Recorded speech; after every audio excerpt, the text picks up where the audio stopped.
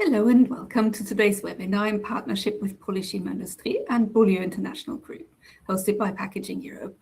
In today's webinar, we'll discuss how to best market sustainability in a regulated world and how to avoid legal, commercial and reputational risks. My name is Elisabeth Skura. I'm the editor-at-large here at Packaging Europe. And for those of you who are unfamiliar with Packaging Europe, we are the leading intelligence resource for packaging professionals around the world. Via our website, as well as online and in-person events such as the Sustainability Awards and Sustainable Packaging Summit, we deliver daily news content, authoritative comment and analysis, case studies, and high-profile interviews with leading industry players. And we enable communication across the packaging value chain. So, a bit more about today's webinar. As environmental claims face growing regulatory scrutiny, statements about recyclability, carbon footprint, circularity, and sustainability must meet strict legal and evidence-based standards. And this means that across the plastics value chain, unclear or unsubstantiated claims can create legal, commercial, and reputational risk. And today our specialists from Polychim Industry and Polychim International Group will explain what these latest rules on greenwashing and environmental marketing mean in practice. They'll go through the current regulatory landscape and how authorities define misleading or non-compliant green claims. And through practical examples, attendees will see why common terms such as recyclable or circular or eco-friendly can be problematic without the right conditions and proof. Our speakers will focus on implications for polypropylene and plastic packaging in general, and they'll clarify how responsibilities are shared across the value chain. They will also highlight the importance of robust data testing and substantiation, along with how suppliers can support with transparent information. You, the participants today, will gain practical guidance to use precise, defensible language, align technical and marketing teams, and communicate environmental performance with greater confidence and compliance. With that, I'm very pleased to welcome our speakers today. We have Ricardo Colombi, who is Business Development Manager at Polychim Industry. And we also have Nele Katur, who is Regulatory Compliance Lead at Polychim International Group. And before I hand over to our speakers, just a few housekeeping tips. There are 15 minutes at the end of this webinar reserved for a Q&A. And using the chat facility, please post your questions in the chat and I'll put them to our presenters at the end of the session. And you can do this throughout the entire webinar and we'll try to get as many of your questions answered as possible. And for any technical questions, please select the support button, which you'll see on the left-hand side of your screen. Also, a quick note, we have a survey for you, so you can tell us how you enjoyed this webinar. Please make sure to follow the survey link to fill it in before leaving.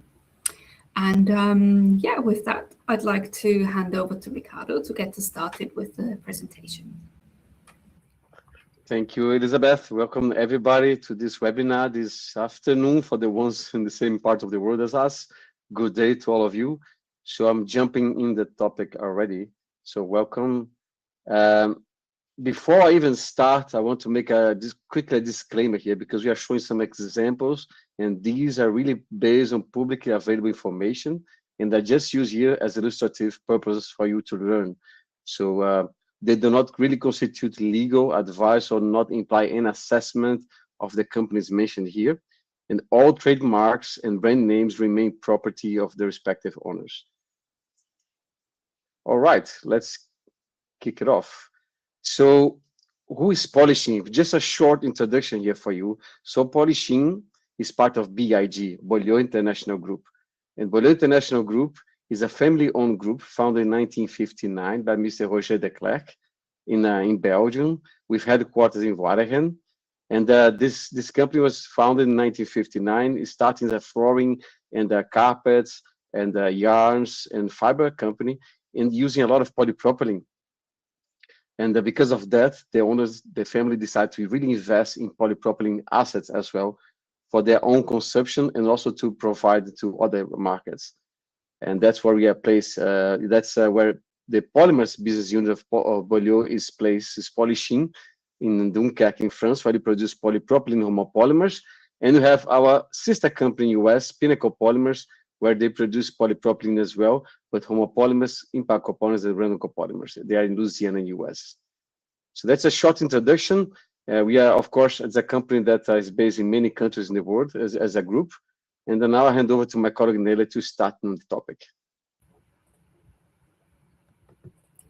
Thank you, Ricardo. And before we go into the rules, maybe it's good to focus out a little bit and try to understand why companies are focusing on environmental claims and why they sometimes get it wrong. So here the first slide, or the numbers on the slide I want to show you, is a study done by WPC in 2005 on how consumers stand towards environmental claims and are they actually willing to pay.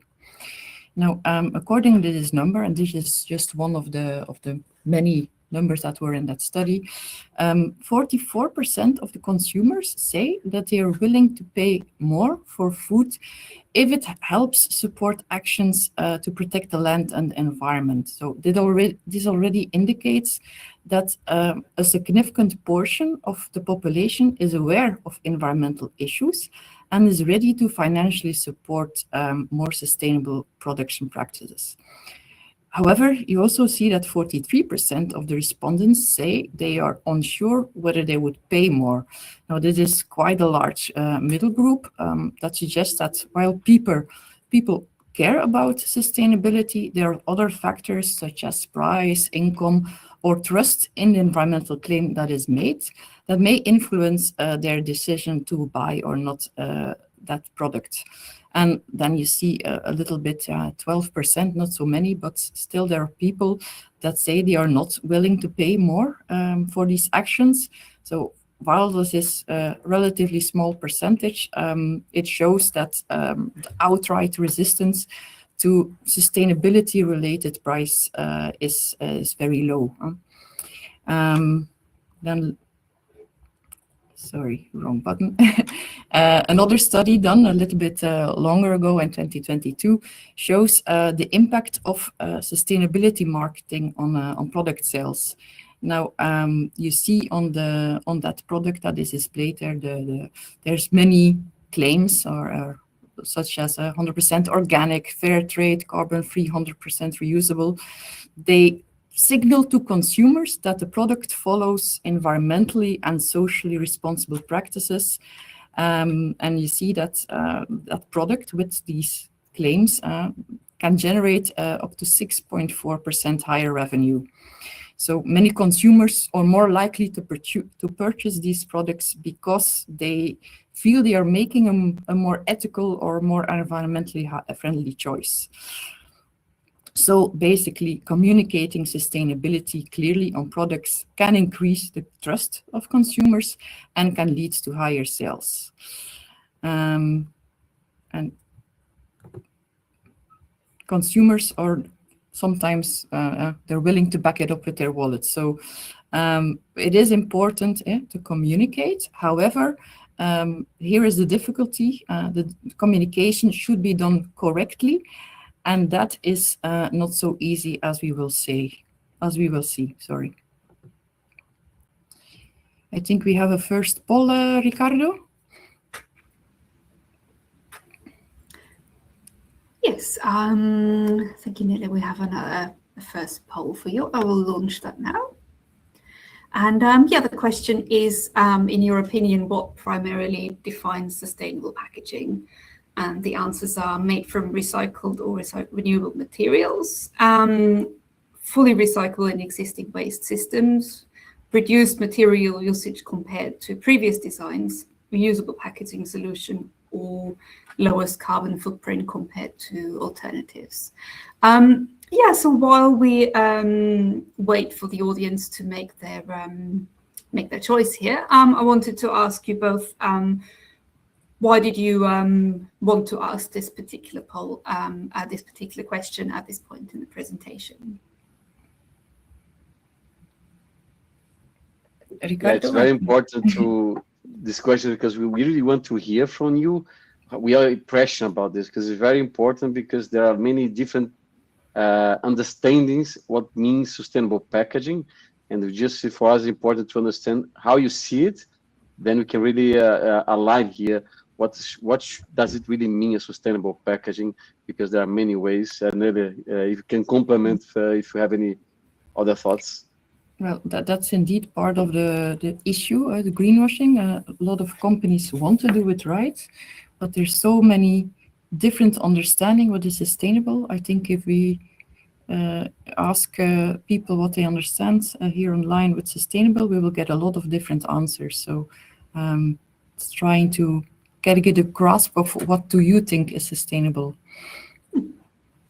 Yes, I think you're correct in your assessment. The results are in, and we have fully recyclable in existing waste streams at 33%, and then made from recycled or renewable materials is closest behind at 24%, and then reduced material usage compared to previous designs is at 18.2%. And then we have lowest carbon footprint compared to alternatives at 15.2%, and then finally reusable packaging solutions at 9.1%. So not a very extremely even spread, but fairly even.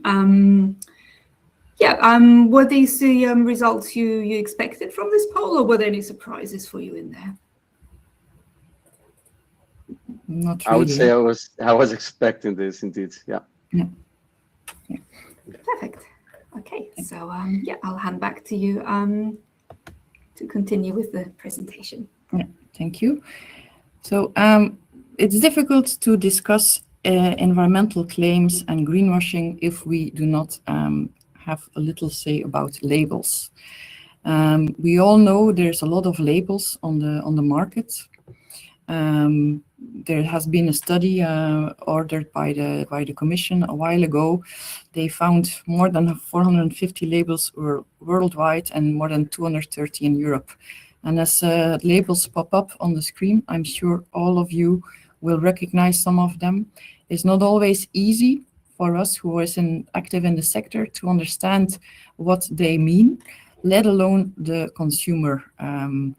And also, of course, the regulators see this, and there's a reason that they ordered this study. So what more did they find? Of the 230 labels in Europe, they found that 53% of environmental claims, green claims on those on products were only vague or misleading, or the info was not really substantiated. 40% of the claims did not really have supporting evidence, and half of the green labels, so what is behind the label, is either it's just a label without anything, or there's very weak verification behind. Now, when the regulator invests in a study like this, they of course always want to follow this up with regulation in case it's needed. And we have the average consumer standard. Now, an environmental claim can be considered as misleading if it deceives or is likely to deceive the average consumer, even when the information is factual correct. This principle of the average consumer, it comes from the EU case law. It also appears in recital 18 of the Unfair Commercial Practice Directive. Now, misleading practices are assessed from the perspective of a typical, reasonable, observant consumer. The average consumer test, it is not based on statistical evidence. So authorities and courts can judge if they can use it. They can judge if the claim it would be understandable by a consumer, by expected consumer perceptions, without needing any further studies or surveys. And there was a recent example in Germany. The regional court in Frankfurt had a court case against Apple. Apple was advertising the Apple waste as a watch, as its first CO2 neutral product. And then the German Umwelthilfe, they challenged this claim, and they said it was misleading under the German Act against unfair competition, which is actually the national implementation of the unfair commercial practice. Now, the claim made by Apple of the CO2 neutral watch was based on an offsetting project in Paraguay. They even had verified carbon standards certification. This project was with a plantation of eucalyptus trees on leased land, and this land was only leased until 2029. And the court reasoned that an average consumer would have the interpretation of CO2 neutrality up until the end of the Paris Agreement, until the end of 2050. So while the lease was only until 2029, average consumer would accept 2050. So the ruling was that this was misleading for the average consumer. Now, this average consumer is very interesting. We should not base ourselves on statistical tests. However, there has been a little bit of research done anyway by the Committee on Consumer Policy back in 2024, where they found that the average consumer does not understand environmental claims such as reduced carbon emission, let alone carbon offsetting. They are confused by terms like this. There's very poor understanding of this. There was another, the opinion of the Advocate General, also in April of 24, found the same, that this average consumer is not necessarily the rational individual as we think from court law. So this makes it difficult. We have to make environmental claims based on the average consumer. However, this average consumer may not always have a lot of understanding of the sometimes very technical terms, and difficult for marketeers in our sector. Now, we would like to follow up with some examples. We have 2 examples for you. The first one is an example from Poland. This is an example of a company that sells bottled water. On the bottles, they had environmental claims such as, I am made from another bottle, I am reusable, I am made from 100% recycled plastic bags. Now, what is the issue? In Poland, there is not such a high recycling of plastic waste, only 40.7%. So the NGO that challenged these claims, they reasoned that if you only have less than 41% of plastic waste disposed and recycled, how can you come to the 100%? And they even backed it up with a study done by Ipsos for this NGO. You see the source on the screen, saying that indeed a high percentage of people in Poland are more likely to buy a product if it has environmental claims, because they really think that they're doing something good for the environment. So they said, when you claim 100% and consumers are more likely to believe this. This is the principle of greenwashing, and greenwashing leading somebody to buy a product by making a green claim that otherwise they would not have bought that product. For the other example, I will give the word to Ricardo. Thank you, Nele. So in terms of how we make claims on polypropylene in this case. So as you know, there's a huge demand for decarbonization in packaging. Many brand owners are having pledges to reduce the carbon footprint of their products, and packaging is one of the parts that is very important, meaning scope 3 emissions. So if you look to and then material choice is very important there. If you look to the materials used in package today, plastics overall have a very low carbon footprint by itself compared to other solutions. But within plastics, the polyolefins have a very low carbon footprint. So if you look to polypropylene, here you can see the average GWP or carbon footprint in polypropylene is about 1.7. Of course, plus minus depending on the where it comes from, but that's an average in the market. What we do at Polychim, our polypropylene delivers a carbon footprint, a GWP of just 1 kg CO2 per equivalent kg of polypropylene. So that's 41% less the industry average. So that's a huge opportunity to really decrease the carbon emissions. And of course, this is all backed up by data. That's why we are talking about this webinar. So the question is, why is our LCA so low? Why is Polychim LCA so low? I'll try to briefly explain to you. There's many things that affect our low LCA, that impacts into our low LCA. Firstly, we see a low energy consumption of our assets. Secondly, we are really connected to the nuclear power grid, what contributes to our low carbon footprint of our operations. Then, very important point, we are really connected to the feedstock supplier. So the feedstock transportation is via a few meters of pipeline from our supplier here in Dunkirk to us. So that's already also contributes to that. Then, obviously, the operation efficiencies, that is very important. We really invest and have a very efficient operation that contributes to our lower carbon footprint. We don't do carbon offsetting. It's very important to realize that, to state that.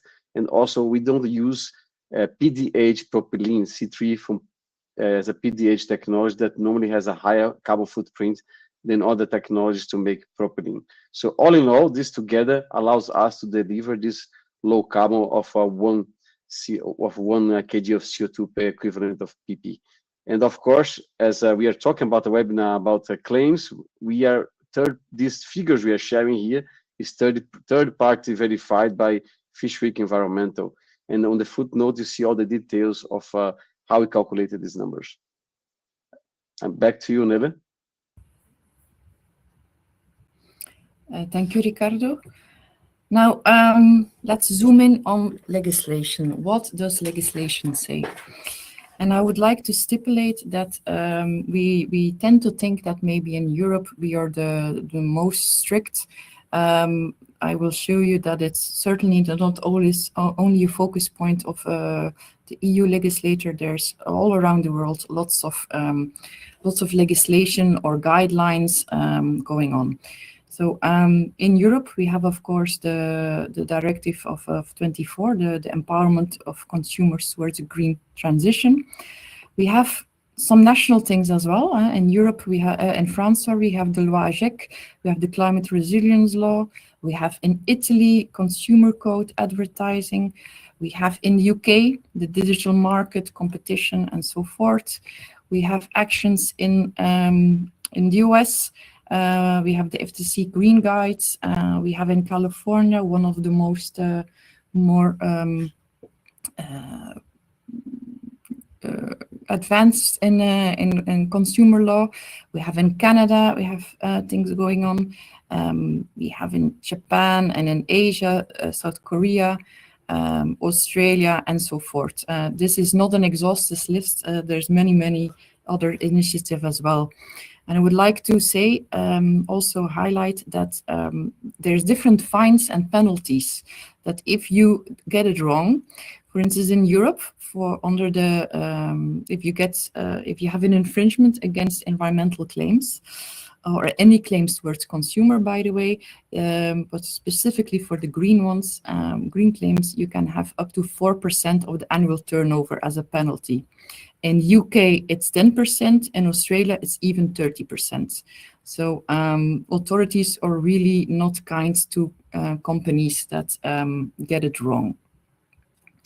Now, the environmental claims, we have to make a division between claims that are about your packaging and then claims that are about your product.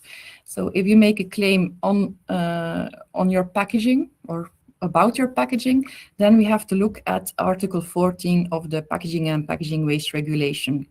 And there it says you can only make a claim on your packaging if you exceed the requirements of that regulation. and you have to have substantiation, which you, according to the Annex 7. Now, for the product, you have the universal one, the Unfair Commercial Practice Directive, amended by the Empowering Consumer for the Green Transition, and then the proposal of the green claims. Now, if you make a claim about your product on your packaging, it's of course you have to look at the product part of this legislation. And to highlight this, this was a question to the commissioner on this a while ago. You see here they still say Article 11, but since then it has changed, and with the publication of the PPWR, it has come Article 14, but the message is the same. As I said, packaging is under the packaging and packaging waste. Now, if we zoom in on the product, if you have an environmental claim about your product, within the EU, misleading environmental claims have historically always been regulated under a broader framework of the Consumer Protection Law, particularly under the Unfair Commercial Practice Directive. This one is a so-called lex generalis, means that it serves as a kind of safety net, filling in any gaps that would occur if you would only look at the sector-specific legislation. Now, this directive does not focus explicitly on environmental communication. The rules concerning misleading actions and omissions have already provided a basis for addressing sustainability claims. Environmental attributes of products or of services or therefore already today evaluated as part of the wider category of material characteristics, which enables the national authorities and courts to challenge any environmental statements that are inaccurate, misleading, vague, or not sufficiently supported by evidence. Now, this empowering consumer towards the green transition, or the Empowerment Directive, it has amended and strengthened the Unfair Commercial Practice Directive by introducing explicit restrictions on several categories of environmental claims, including restrictions on generic environmental statements such as eco-friendly or the word sustainable. There's also limitations on the use of sustainability labels, and there are specific conditions governing claims relating to future environmental performance, such as by 2030 we will have 40% less CO2 emissions. So if you make such a claims, that's highly regulated. Now, the amendments of the Empowerment Directive, they did not really bring any change to the scope and the logic of intervention of the existing Unfair Commercial Practice Directive. And important to note, as with the Empowerment Directive, the burden of proof for competent authorities is very low. The competent authority actually doesn't need to have a proof of a negative impact on consumers. If you do any practice that is currently on the blacklist, or that is on the blacklist, you will no longer have the excuse of I did not know or my interpretation was different.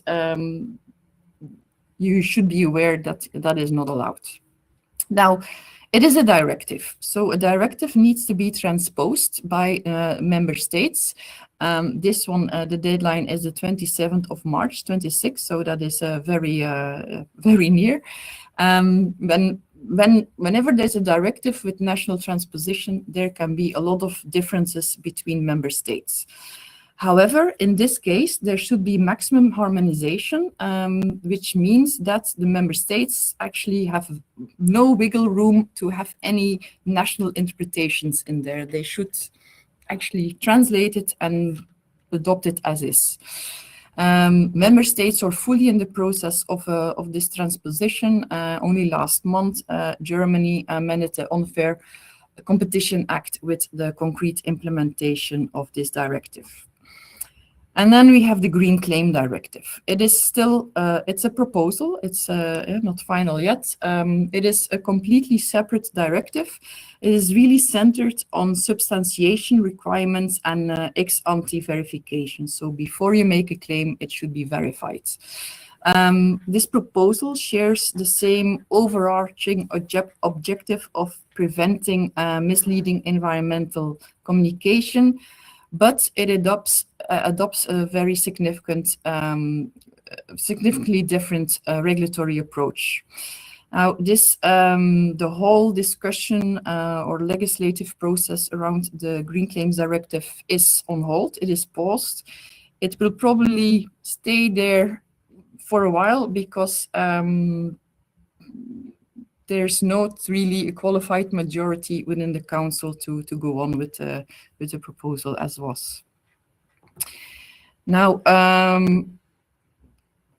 I told you that the transposition should be by the 27th of September.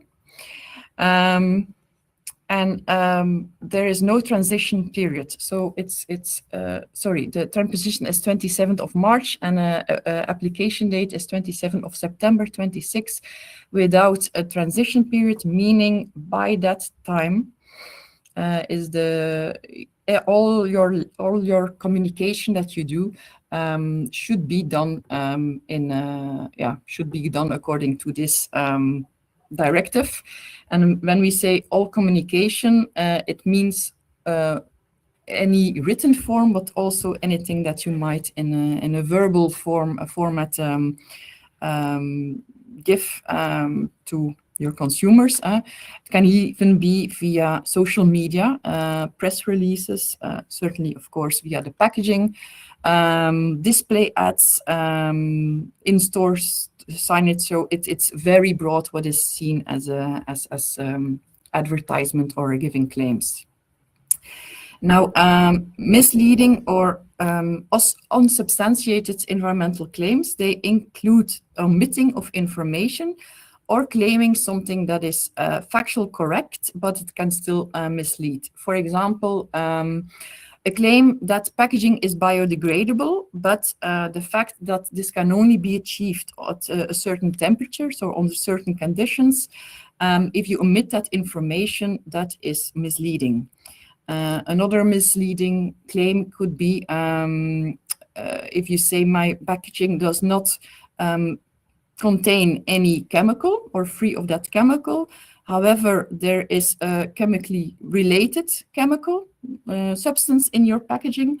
That can also be seen as misleading because that similar chemical can have a similar environmental impact, or it can have, of an alternative, can have a significant environmental impact. Now,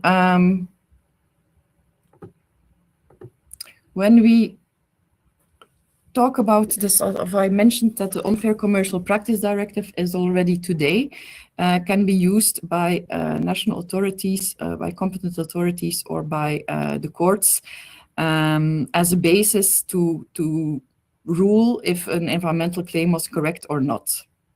So this is from the Commission notice, and we see that that is already the case sometimes. We have numerous court cases. We have some clippings. There was a big food brand that the consumer group in the Netherlands, they looked at all labels and then they assessed if these labels were misleading or not. You see the numbers. There's a high percentage of labels that this consumer organization thought was misleading. And then an example from across the pond in the US, in New York, the world's largest beef producer was taken to court in 2023, I believe, because the court thought that they had a misrepresentation of the environmental impact. So what was the issue?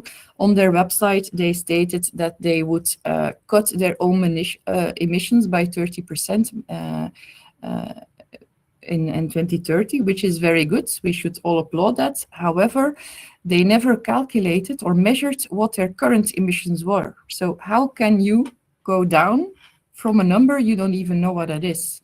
And any future, any claims that you make towards the future, you should always explain how you will get there. It should be achievable and measurable. But yeah, if you have never done that, that was why they were taken to court. And then I think in November there was a ruling. You see the fine that they got, or the $1.1 million, and this is of course on top of any money that was spent to defend themselves in the claim in the court, and any reputational damage that they led. There's other examples of companies with PET bottles claiming that their PET bottles are fully circular, that they're recycled, but however, if there's not really a system collecting these bottles and sorting them and recycling them, it could be perceived as misleading. And I believe Ricardo and Elizabeth, we have another question popping up. Yes, so we have another poll for you. Let me quickly launch that now. And yeah, the question is, what is the most important factor for you to trust a sustainability claim in packaging? So the possible answers are third-party verified life cycle assessment data, or transparent methodology and publicly available data, compliance with recognized regulatory frameworks, clear comparison versus conventional alternatives, or proven industrial recyclability or circularity evidence. Yeah, again, while we wait for the results, why did you want to ask this particular question of our audience? Of course, very interesting to know, Elizabeth, from the group here attending this event. How do they see what is more valuable for their industry, for their companies in terms of sustainability, in terms of claims sustainable packaging? Because there might be, I heard already companies saying that for me important recycled content, others really are more focused on the carbon footprint, and so on and so forth. So there are many different interpretations or priorities. So it's good to know what the audience is saying here. Yes, thank you. That makes sense. Yeah, and I can see that the results are in. We have, well, not that clearly, but anyway, up on top is transparent methodology and publicly available data. That's 27%. And then we have proven industrial recyclability or circularity evidence at 23%. Compliance with recognized regulatory frameworks at 19%. And third-party verified life cycle assessments at 20%. And then at 11%, we have clear comparison versus conventional alternatives. So yeah, are these kind of fairly evenish spread again? Are these the results you expected? I would say I'm happy with the results because it's really what I also believe. And if you look to the top two, transparency and proving recyclable data and evidence, that's really what we hear a lot from the market. To avoid greenwashing, transparency is key. And of course, it's a challenge to get all the data needed to be fully transparent, but it's a must, at least what I hear from all members in this industry, from the value chain, upstream and downstream. Great, thank you. Yeah, back to you again for the rest of the presentation. Thank you. For the last bits of this webinar, we want to highlight generic environmental claims. There's a lot of different kind of claims defined in the regulation, but the generic environmental one is where we see the most of mistakes on products. So what is a generic environmental claim? It's a generic environmental claim is any claim as I said before, written, oral, social media, what have you, that is not included on a sustainability level, and where the specification of the claim is not provided in clear and prominent terms, and very important, on the same medium. That means if you have a packaging and you claim my packaging is 30% less, or no, my packaging is sustainable, but you do not specify what does that mean, sustainable, on the packaging itself, then you're in breach of this rule. And then the Commission made a notice. What did they say? If you make an environmental claim on a packaging and the packaging is too small to substantiate it, well, maybe you shouldn't make that claim at all. It's not me who said it. I took it from the notice, but it is an interesting. And in Germany, there has already been a ruling on a company that used climate neutral. Climate neutral is one of those very broad claims that no two people will have the same definition for. So that's a generic broad claim. So this company said climate neutral. The problem was that they did not explain in the same advertisement that what they meant with climate neutral.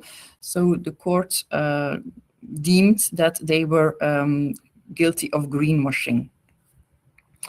Now, when we look at generic environmental claims, you can only make them if your product has a recognized excellent environmental performance, and it has to also be relevant to the claim. So if you make a claim, I don't know, on water usage, but you only have an excellent environmental performance on CO2 emissions, you shouldn't say anything about the water under this term.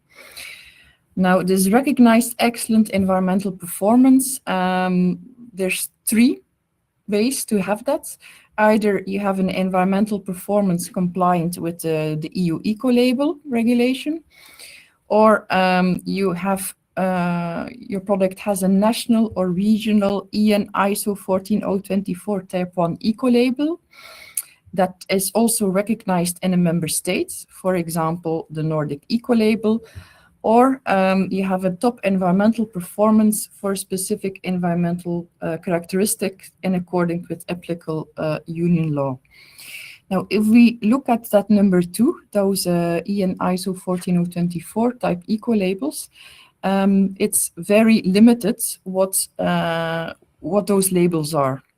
You see on the screen there's only 10 of them. So if your product does not have an EU eco-label or any of these on the screen, or does not have an environmental performance in accordance with other law, then you are not allowed to make claims such as this is a sustainable product. Now, let's also focus in on research that I found was very interesting, done by Harvard Business Review in 24. They looked at all the products on Amazon which had an environmental label, and then they compared which products sold better than others based on the environmental claim that they had. They found that the primary driver behind positive impact of sustainability was actually the information effect. So the more information you give what you mean, the more specified you can say why this product is sustainable because of this, this, and this, or instead of this product is sustainable, this product uses less plastic, for instance, the more specified, the better. Labels that highlight specific feature, and there was even an increase of demand, 13 to 14% for these products with the more specific info on the claim. And I think we have the last poll coming up, Elisabeth and Ricardo. Yes, that's correct. Thank you, Nele. I will launch that now. So yes, the question is, where do you see the greatest business value generated by sustainable packaging? And the possible answers are meeting regulatory requirements and avoiding compliance risks, strengthening brand reputation and consumer trust, reducing low carbon operational or material costs, enabling innovation and new product opportunities, winning new customers or market access, and differentiating products versus competitors. Why did you want to ask this particular question at this part of the webinar? Yeah, I would say that ideally would be that you have a possibility to do multiple choice, but we on purpose have a single choice just to force you to select what you believe is more important for you. I have heard from brands saying that if I don't see growth in sales, for me there is no value in sustainability. Others, they are more really advanced. They want to become a brand more supporting the environment in terms of carbon footprint, emissions, and so on. So all kinds of different beliefs and visions. I'm really curious about what the audience will say. Yeah. Okay, perfect. So I can see we have the results in. Again, it looks like a fairly even spread, although we have strengthening brand reputation and consumer trust at 28%. And then next up we have differentiating products versus competitors at 18%. Let me just see, I get the order right. Meeting regulatory requirements and avoiding compliance risk at 18%. And winning new customers and market access at 15%, and enabling innovation and new product opportunities at 11%, and reducing long-term operational or material costs at 8%. Were these sort of, again, results that you expected, or were there any surprises in there? I would say I'm very happy with the audience because we are really aligned on the thoughts. I would say I would answer the one that got the 28%, strengthening the brand reputation, because that's what I really believe is the most important, is really brand reputation, brand equity, and really consumer trust. The rest comes along with that. So if you only focus about expecting that if you invest in sustainability in your products, you are selling more, I think that's the wrong direction. That's my own opinion, but of course we are here to discuss that. Okay, perfect, thank you. I'll hand it over back to you to wrap up. Yes, thank you very much for attending our webinar. This is the end of the story. So as conclusions, just to summarize what we learned today, because it's a hard matter. I know it's not an easy topic, but it's a very, very important and relevant. So doing right is not easy, as you heard today, but getting wrong can have a serious impact, as you saw in a few examples here, and there are many more. So sustainability claims really moving, we have to be very careful what we market outside. So we need to have an alignment with the marketing teams, together with the regulatory and sustainability teams, to make sure what we are claiming is really precise and evidence-based in following regulations, because credibility is really increasing, and that depends a lot on the measurable actions and indicators such as LCA data, very transparent methodology, as you saw in the poll questions, third-party verification as well. That's very important. Addition to that, as I mentioned, material selection is also a very important factor, and also packaging design. Let's not forget about that. Material selection and packaging design is very important, that can contribute to reducing the carbon footprint of a final product. And for that to achieve a success in design, material selection, and all more things than that, the collaboration in the value chain is really important. I don't believe we cannot do anything alone. We need to collaborate from very upstream to downstream in order to deliver to the market, to the consumers, the best option in terms of a sustainable product. That's what I strongly believe. So thanks for joining us. We are happy to hear from you, your questions, and to discuss further afterwards the webinar. Great, thank you very much, Ricardo and Nele, for sharing your insights today. And yeah, now, as you mentioned, now it's time to head into the Q&A section of this webinar. And yeah, we've already had loads of great questions come through, but obviously I keep them coming, and don't worry if we don't get to your question. I'm sure the team will be happy to follow up with you after this session. So yeah, we had a question. How can marketing teams communicate sustainability efforts without oversimplifying complex impacts?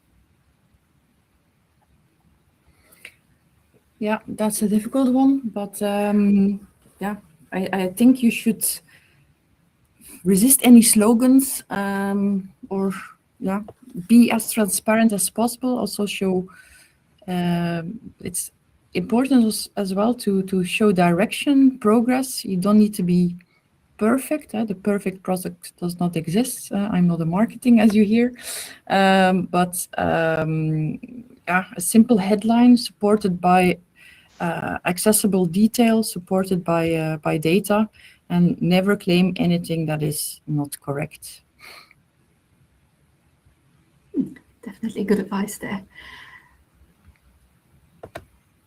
And somebody else asked us, how do you recommend aligning sustainability teams and marketing teams to avoid risk?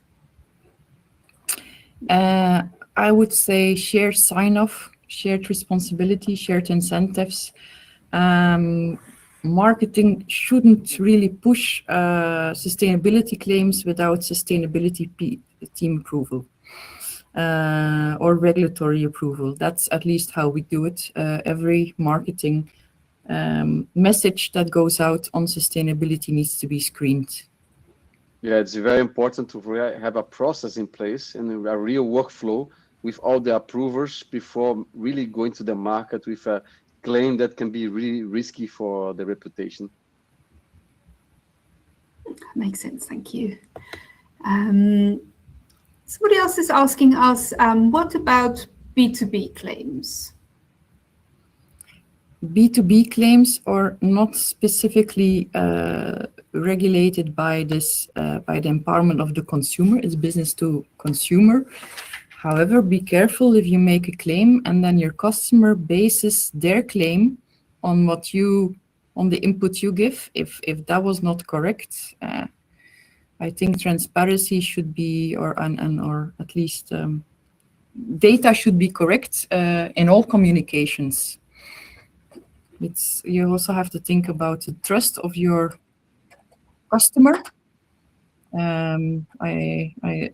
If we had a supplier and afterwards they would tell me, yeah, but this is not covered by business to consumer communication, so it doesn't. I would not be a happy customer. Indeed, yes. Okay, somebody else is asking us, how can companies balance sustainability goals with cost and shareholder pressure without crossing into greenwashing? Yes, as I said, we make sure that shareholders know the risks of getting it wrong. We have if you can have a 4% of your annual turnover as a fine, I think that scares them enough to realize that getting the correct message out is important. Also, when you see studies that show that consumer actually will buy more if it's more specified what the claim is, why would you still have the risk of getting it wrong? Absolutely, yes. Okay, let's see what else we got. Yes, somebody's asking us, beside your LCA data and sustainability offer, do you have a sustainability story that your customers can trust?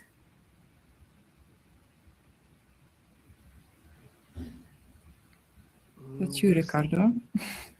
Yeah, this is more or less, this is very important, of course, because you need to make it clear to your customer, your final customer, what that claim means. So it has to be understandable by them. So you don't need to, therefore your communication has to be as clear as possible, as fact-based as possible. So that's the way I really see, in order to be able to make a story. And Nele, please. Yeah, I would also say we have, as the Bolio group, which Polychim is a part of, we have a Route 2030 towards sustainability. We have all our plans have certain sustainability KPIs. We have a whole sustainability story behind, which we are more than willing to share if you would reach out to us. Yeah, and to keep working on additional solutions, of course, because there is a need in the market, and we are very serious, and our teams are really working to bring even superior solutions depending on the needs in the market in terms of sustainable products. Great, thank you. Okay, let's see what else we have. Yes, somebody else is asking, I'm very impressed by Polychim's low carbon footprint. Could you please share more details about the calculations and assumptions? Yeah, we have a declaration that we can provide by request, but all the details about our LCA, I hope you understand, that's really confidential data, because there's a lot about our operations, but we can still share by request under an NDA. So we can see all the details. We are very transparent with the way we do calculate our LCA. Perfect, thank you.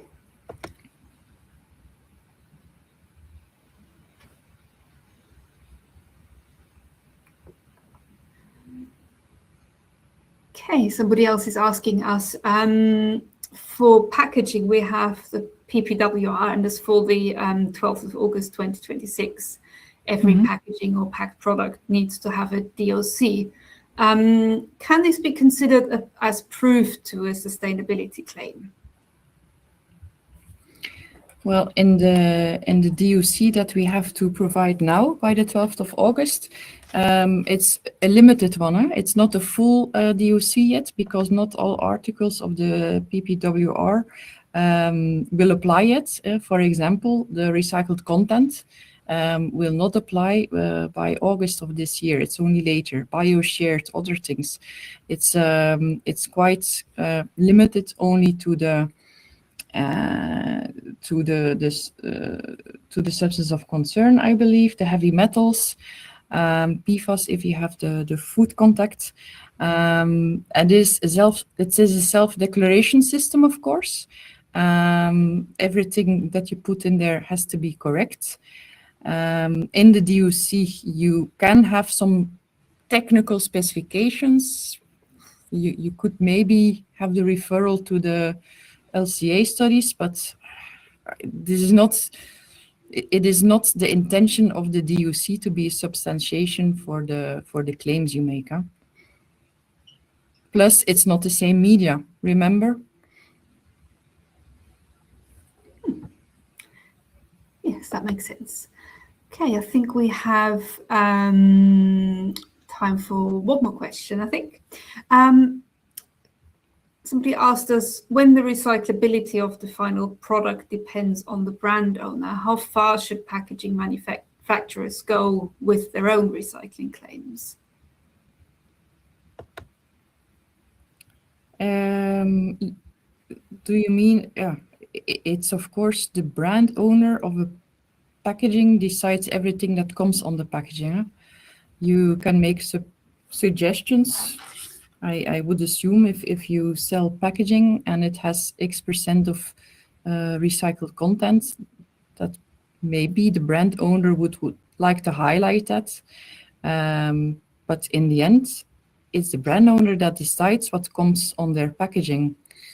You can only give them the tools, but they would have to work with it. I don't know if that's the question. Exactly. Yeah. I would say, as I said, the collaboration is very important. So it's also responsibility for the suppliers in the packaging stream to really communicate clearly what the brand owners can claim. Of course, that's their decision in the end, but you as a supplier of the brand need to make clear that that's possible to claim and advise them what they should avoid. But in the end, of course, is their decision what they are going to place in the packaging. Yes, that makes a lot of sense. Thank you. So yeah, unfortunately, that's all the time we have for questions today. But yeah, like I mentioned before, I'm sure our speakers will be very happy to get back to you and answer any more of your questions. You've got their email addresses here on screen as well, in case you'd like to reach out. So yeah, this webinar should be available on demand within the next couple of days, and you'll be sent a link to access it in case you want to recap on anything you've seen today. Yeah, also a quick reminder, don't forget to fill in the survey as well before leaving this webinar and let us know what you think. So yeah, that just leaves me to thank our speakers today, Ricardo Columbi and Nelika Tur. Thank you very much both for sharing your insights, and thank you everybody for watching. Goodbye.